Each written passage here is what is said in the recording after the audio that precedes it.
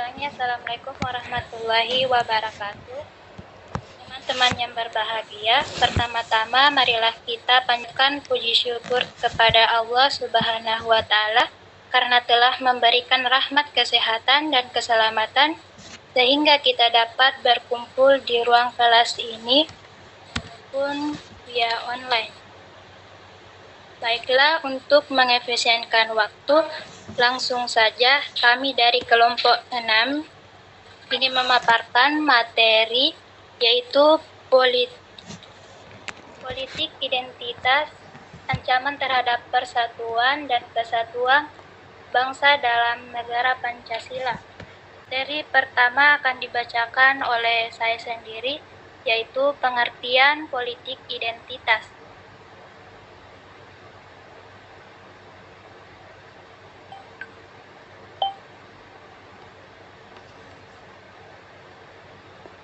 Politik identitas adalah nama lain dari biopolitik dan perbedaan biopolitik berdasarkan diri pada perbedaan-perbedaan yang timbul dari perbedaan tubuh. Permaknaan politik identitas sebagai sumber dan sarana politik dalam pertarungan perebutan kekuasaan politik sangat dimungkinkan dan kian mengemuka dalam praktek politik sehari-hari. Singkatnya, politik identitas sekedar untuk dijadikan alat manipulasi, alat untuk menggalang politik guna memenuhi kepentingan ekonomi dan politik. Gagasan politik identitas. Politik identitas secara sederhana bisa dimaknai sebagai strategi politik yang memfokuskan pada perbedaan dan pemanfaatan ikatan primordial sebagai kategori utamanya. Politik identitas dapat memunculkan toleransi dan kebebasan. Namun, di lain pihak, politik identitas juga akan memunculkan pola-pola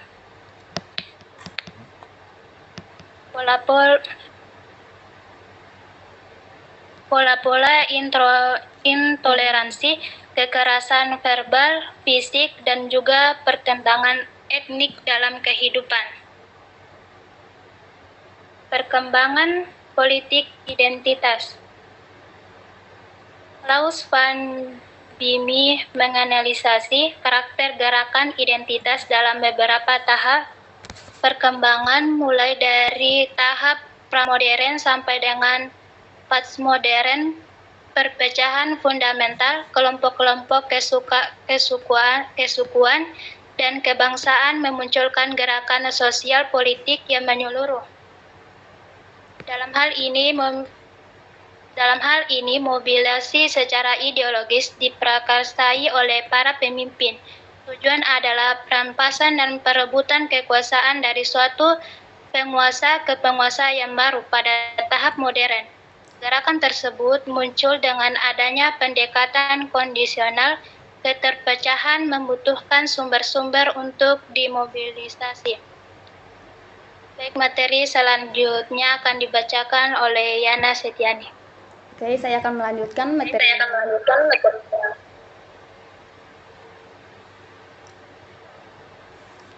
Politik identitas Rizka, matikan dulu mic-nya. Politik identitas mengancam persatuan dan kesatuan rakyat. Politik divide et impera atau pecah belah yang pernah digunakan oleh kaum kolonial Belanda pada sejarah perjuangan kemerdekaan tidak lain adalah menggunakan pola dan metode praktik politik identitas. Sebagaimana cara efektif melemahkan kekuatan nasional untuk melawan kaum kolonial saat itu.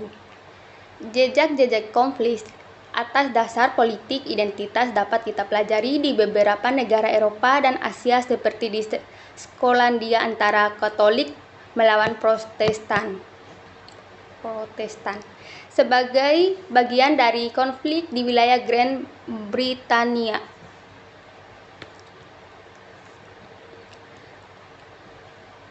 Potret sejarah konflik politik atas dasar identitas tersebut menjadi pelajaran berharga bagi perjalanan bangsa Indonesia bahwa persatuan dan kesatuan nasional dapat terpecah belah ketika politik identitas tidak dapat dikelola secara efektif. Dikenalisasi bahkan harusnya dicegah. Era reformasi ini telah menjebak kita dalam praktik demokrasi liberal atau liberalisasi politik, hampir tanpa batas bahkan tanpa arah tujuan yang cukup jelas. Melalui penerapan sistem multipartai dalam pemilihan langsung melahirkan politik dan satu sisi, tetapi juga berpotensi melahirkan anarki sosial bahkan anarki bangsa di sisi lainnya. Landasan teori. Terminologi politik identitas yang semakin populer akhir-akhir ini merupakan kelanjutan dari keracauan teori tentang hubungan agama dan politik dalam kajian keilmuan, di mana dinamika praktisnya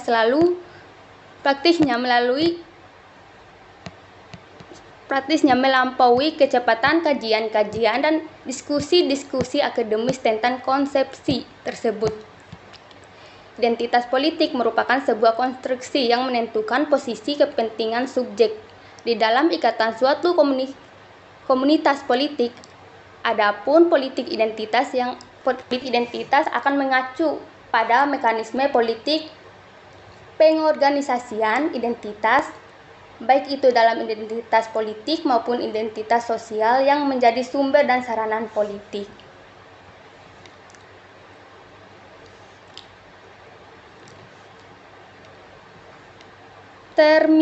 Terminologi politik identitas yang semakin populer akhir-akhir ini merupakan kelanjutan dari keracauan teori tentang hubungan agama dan politik dalam kajian keilmuan, di mana dinamika praktisnya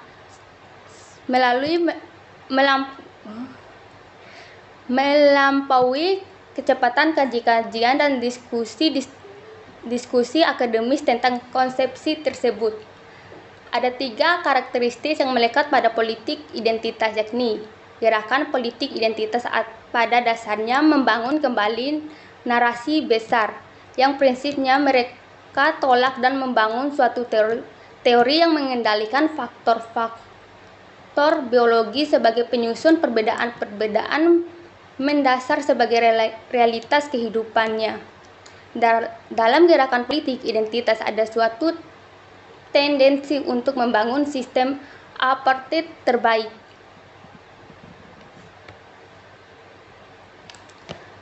Menurut pandangan Hen 2007, ada 4 kebijakan yang dijalankan Orde Baru untuk melemahkan politik identitas di tanah air.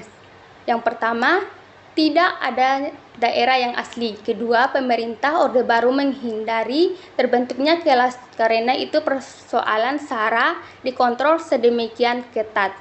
Dan yang berhak menggunakan SARA hanya pemerintah dalam menjustifikasi kelompok mana yang bersalah dan dikucilkan relasi sosial politiknya. Ketiga, modernisasi dijalankan supaya pengaruh etnis dan agama merosot. Keempat, negara mengatur supaya jangan ada yang tumpah tindih antar agama dan suku.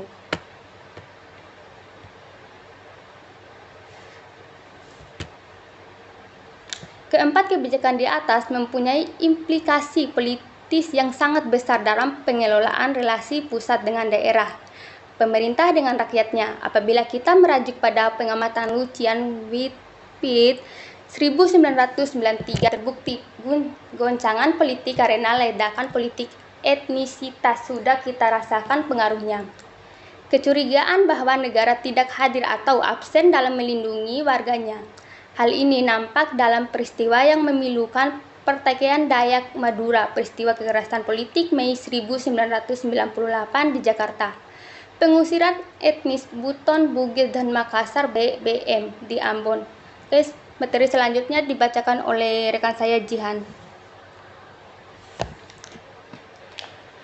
Baik, politik identitas dan keutuhan NKRI. Identitas sebagai politik pada dasarnya tidak masalah, karena itu bagian dari realita dari mana kita berasal yang menjadi problem dikala identitas ini diamplifikasi, dimanipulasi untuk target-target politik sembari membenturkan dengan identitas lawan. Padahal kita hidup dalam sebuah pluralitas atau kemajemukan yang tidak bisa kita hindari, dan kita juga tidak hidup dalam logika zero sum. Bila yang satu menang, maka yang lain kalah. Sebagaimana apa itu politik terbuka, dan yang paling berbahaya ialah politik identitas bisa mengesampingkan rasionalitas. Dari hal ini akan banyak sekali rentatan akibatnya, bisa kebijakan yang tidak tepat, kebijakan yang sekedar populis.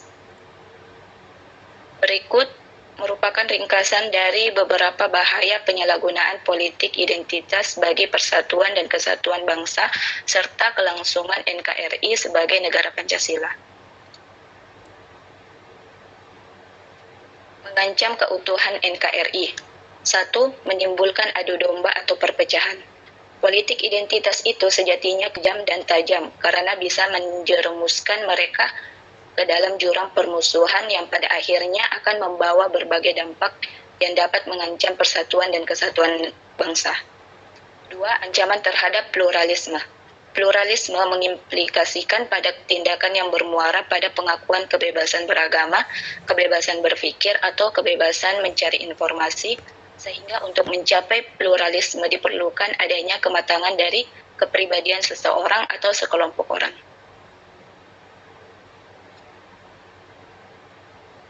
3. Menimbulkan polarisasi dan fragmentasi kekuatan politik. Memori kita masih segar mengingat kerusuhan yang menelan korban jiwa tak terperikan di hari-hari jelang runtuhnya rezim Orde Baru. Jika tetap ngotot dengan sentimen pribumi, maka sesuai sejarah kita akan kembali ke era Homo erectus sejuta tahun silam sebagaimana hukuman bagi pelanggaran HAM ringan. Terakhir, membawa perselisihan atau konflik. Perselisihan soal agama dan klaim ketuhanan tentu tak akan pernah selesai. Jika benturan identitas primordial ini terus-menerus dibiarkan, maka demokrasi kita tak ubahnya rimba belantara yang kuat yang akan menerkam yang lemah dan yang banyak yang akan berkuasa. Terima kasih, saya kembalikan kepada moderator.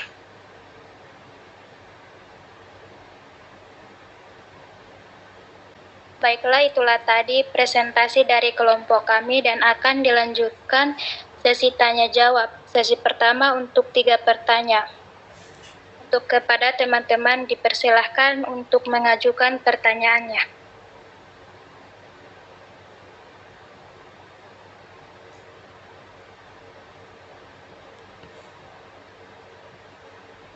Baik, untuk Saudara Rahmah, dipersilahkan.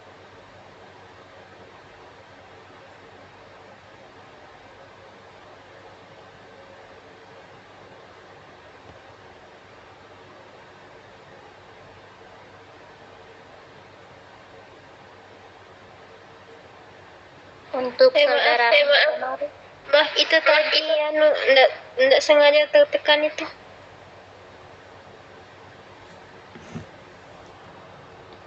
Untuk Saudara Hasriani. Baik, terima kasih. Perkenalkan, saya Hasriani, perwakilan dari kelompok 3. Pertanyaan saya yaitu, coba jelaskan apa saja contoh ancaman di bidang pertahanan dan keamanan. Baik, silahkan ditulis pertanyaannya di kolom komentar.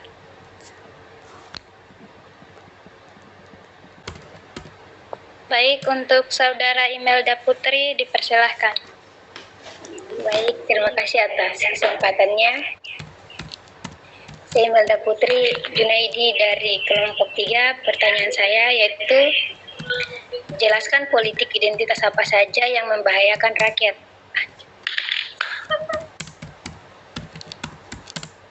Silakan ditulis pertanyaannya di kolom komentar.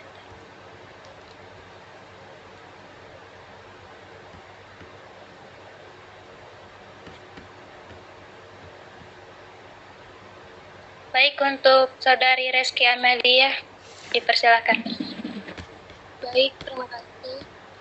Saya Rizky Ahmad Hakim, perwakilan dari kelompok 7. Itu coba sebutkan beberapa karakteristik yang melekat pada politik identitas. Terima kasih. Baik, silakan tulis pertanyaannya di kolom komentar.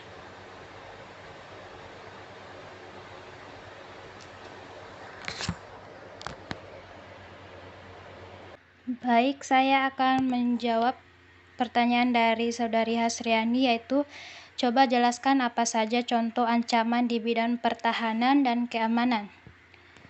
Yaitu 1. Agresi, pelanggaran wilayah,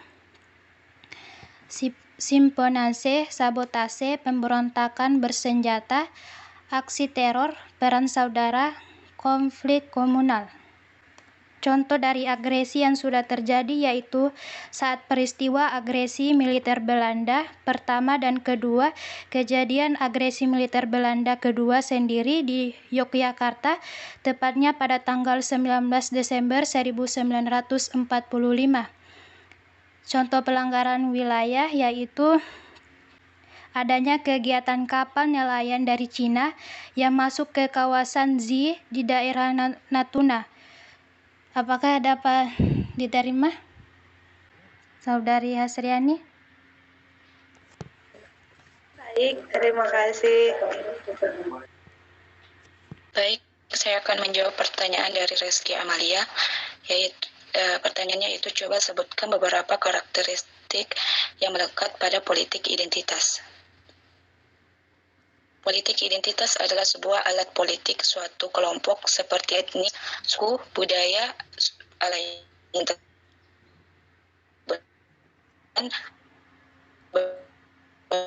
diri suatu kelompok tersebut. Apakah jawaban saya diterima, Rizky Amalia?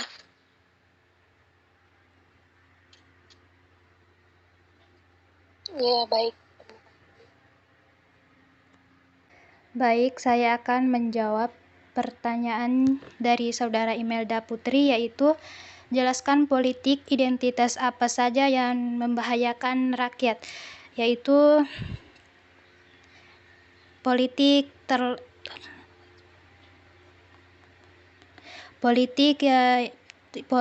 terlembaga ke dalam kelompok-kelompok baik partai politik maupun lembaga swadaya masyarakat LSM.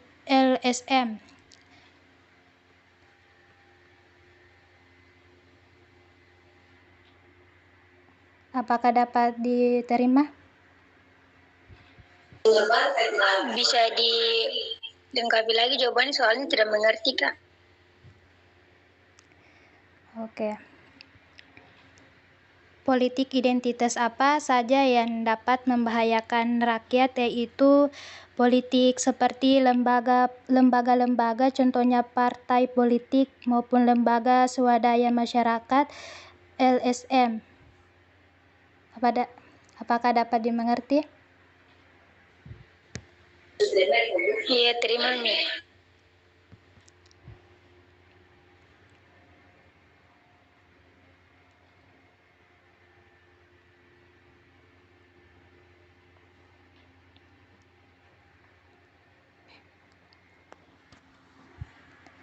Baik, akan dilanjutkan sesi kedua. Baik, Saudara Aswan dipersilahkan. Jelaskan siapa saja yang bertanggung jawab dalam menghadapi ancaman militer. Baik, terima kasih. Silahkan tulis pertanyaannya di kolom komentar.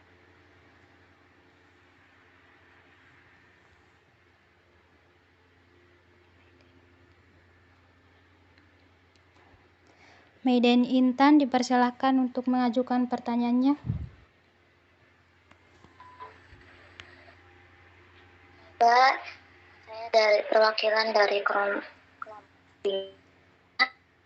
Satu, bagaimana cara mengatasi atau mencegah konflik politik antar suku?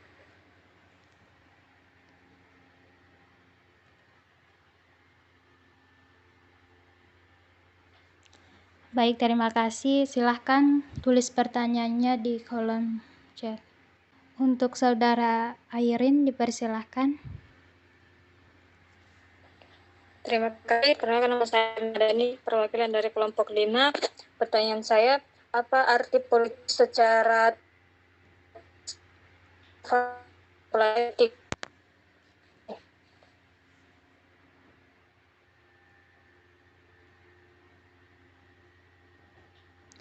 Baik, terima kasih. Silahkan tulis pertanyaannya di kolom chat.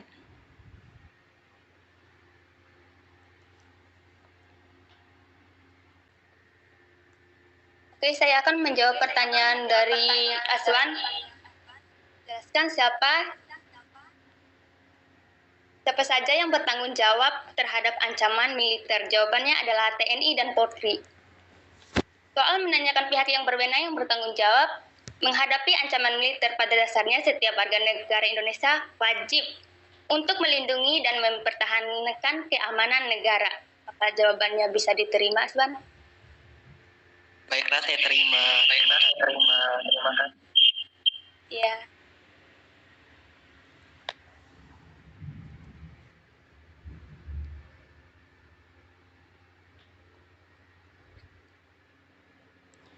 Baiklah, saya akan menjawab.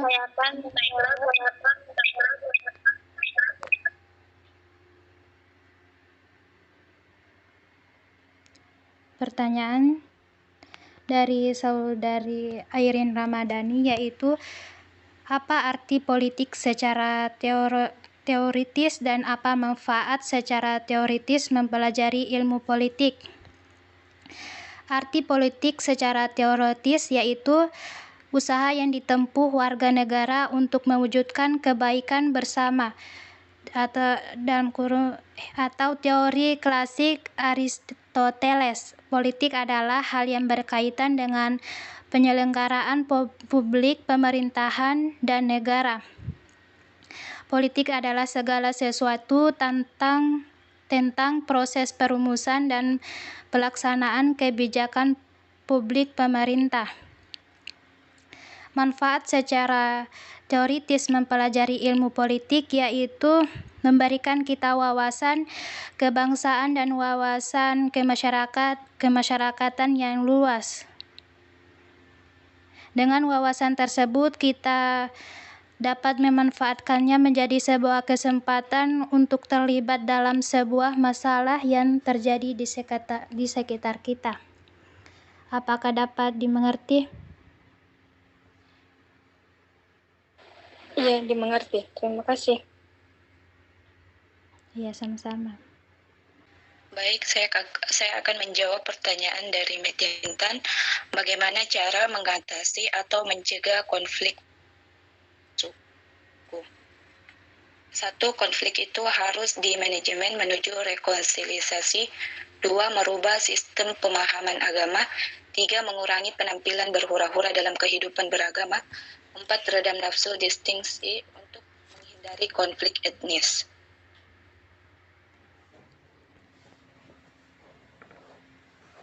Apakah jawabannya bisa diterima, Median Intan? Iya, bisa diterima. Baiklah, kesimpulannya yaitu penyalahgunaan praktik politik identitas yang cenderung dibiarkan merupakan bukti kalau negara tidak berdaya bahkan hampir kalah dalam menjalankan fungsinya secara optimal untuk mewujudkan keadilan sosial bagi seluruh rakyat Indonesia. Semoga pilihan kita tepat, yaitu dengan menjadikan politik identitas sebagai madu, bukan sebagai racun, dalam membangun demokrasi Pancasila demi keutuhan dan kejayaan Republik ini, yaitu NKRI. Baiklah, terima kasih atas perhatian teman-teman. Semoga apa yang kami sampaikan dapat bermanfaat bagi kita semua. Jika ada kekurangan, mohon dimaafkan, karena kesempurnaan sesungguhnya milik Allah Subhanahu wa Ta'ala. Dan kami akhiri mengucapkan Assalamualaikum warahmatullahi wabarakatuh.